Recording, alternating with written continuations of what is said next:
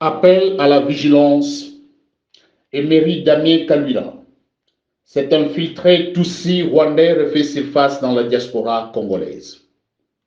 Président de la coalition congolaise pour la transition, Emery Damien Kalwira, portant aussi le nom de Joseph Kalwira Luguerero, refait surface en convoquant une réunion dite Congrès des patriotes à Bruxelles le 12 août 2023 pour, dit-il, sauver les Congo du chaos et de l'anarchie générée et entretenue par Joseph Kabila et Félix Tshisekedi. Les patriotes résistants congolais auront-ils toujours une mémoire courte? Ont-ils vite oublié qui est cet infiltré Tutsi rwando-tanzanien au milieu de la diaspora résistante congolaise? En effet, la coalition congolaise de la transition, CCT en sigle, dont Emery Damien Kalwira est le président, est née le 13 septembre 2013 à Paris dans l'objectif de noyauter la résistance congolaise qui donnait du fil à retordre à alias Joseph Kabila de son vrai nom Hippolyte Kanambe. La première grande action posée par cet imposteur sous la barbe des Congolais, c'est la mise sur pied le 5 octobre 2013 du fameux gouvernement à Aubervilliers. C'est dans ce gouvernement que Kalwira avait qualifié de gouvernement congolais en exil que beaucoup de patriotes résistants se sont fait arnaquer en se faisant nommer comme ministre. Le cas de notre grand journaliste Dieudonné Kwebe-Kimpele et tant d'autres comme Robert Lisaliko, Wenda Mbelo, Madame Nelly Baouna Moto, Joseph Betofe Dekopa, Augustin Litanga Sileki et Fabien Loubaloujoua nous est encore frais en mémoire. À cet effet, la PARECO et plusieurs regroupements de patriotes résistants avaient réagi et dénoncé vigoureusement cette énième imposture au sein de la diaspora et avaient appelé à la vigilance patriotique. Dieu merci, à la suite de ces dénonciations, le fameux gouvernement fantoche volait en éclats le 30 novembre 2013.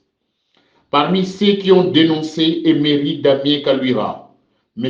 Paul Kaoumou Ntumba du Front civil de la résistance populaire déclaré depuis Lausanne. Démission collective de membres du gouvernement fantoche de transition de Damien Emery Kalwira. Notre peuple paupérisé et humilié par l'oligarchie mafieuse qui pille nos richesses naturelles et tue nos populations de l'Est à grande échelle n'a autre solution que celle de renverser ses pouvoirs d'occupation pour une révolution populaire triomphante qui passe par la capture de l'imposteur Joseph Kabila et ses collabos. Freddy Moulongo Moukena de Réveil FM International en a fait large écho et continue encore à attirer l'attention des patriotes résistants face à ces tristes personnages.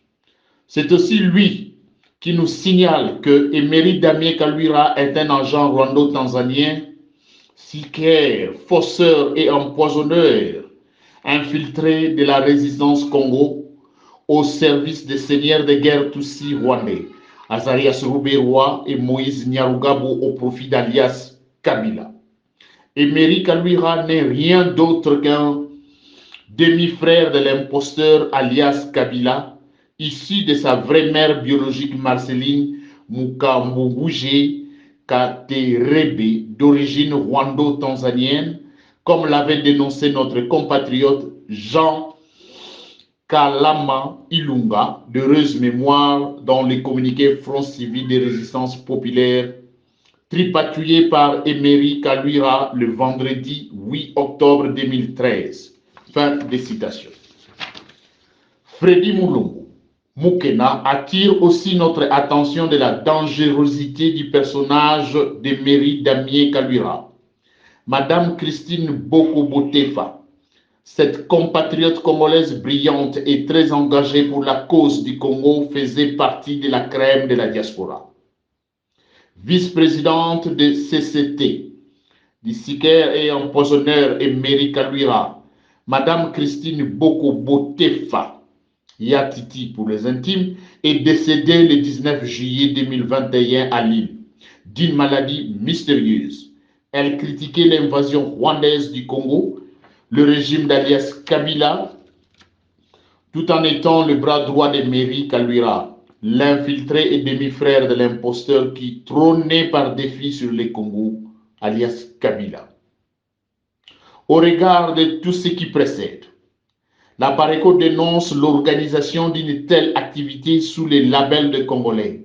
Ainsi, nous appelons les patriotes, résistants congolais, toutes tendances confondues, à ne plus jamais accepter d'être embauchés comme nègres de service au profit de l'ennemi ou des prêtres non aux étrangers, aux étrangers pour conquérir le pouvoir au Congo.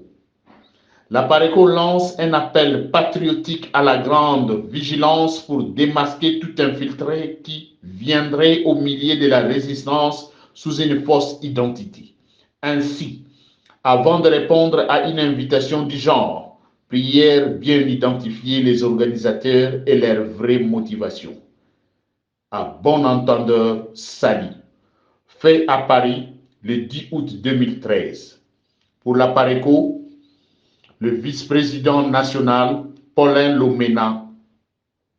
Et pour la lecture, le secrétaire national exécutif en charge de la mobilisation, Didier Bayunga.